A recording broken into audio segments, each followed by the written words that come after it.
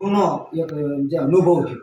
હવે અમે મચ્છરદાની લગાડીને અમે એમાં સૂતા હતા, તો મચ્છર મારવાનું બંધ કર્યું, તો રાતમાં મચ્છરદાનીના ઉપર બે ઓલી ગરોળી, શું કહેતો મેં ગરોળી કહો ને, એવી બે ગરોળી આટે મારતી હોય, એટલે એક પણ મચ્છર ઝાડીની અંદરથી ન આવે.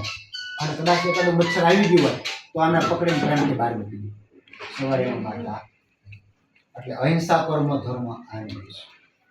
દુનિયા છોડીને જાય તો ભગવાન ખુશ થાય. આવું તુષંતી છે, રમંતી છે જીવન જીવશો તો અહીંયા બેઠા સ્વર્ગ છે. આજે અમને અહીંયા બેઠા એક સ્વર્ગનો અનુભવ થાય. કામનાઓ શાંત થઈ ગઈ, ખરીદી બંધ થઈ ગઈ. એટલે ખરેખર આપણે જો હારે કાંઈ ન લઈ જવાનું, કર્મ જ હારે લઈ જવાનું હોય તો આપણું લક્ષ્ય, બે લક્ષ્ય આપણે. પહેલું આપણું શરીરનું, કે આ કેમ સારું રહે 100%, આવો પ્રયત્ન. અને બીજું આપણે કરો. બરાબર? ચાલો બધાને જય શ્રી કૃષ્ણ. જય શ્રી કૃષ્ણ. એક વાર વિડીયો ફેરવી દીધા. ગમે વાત ગમી.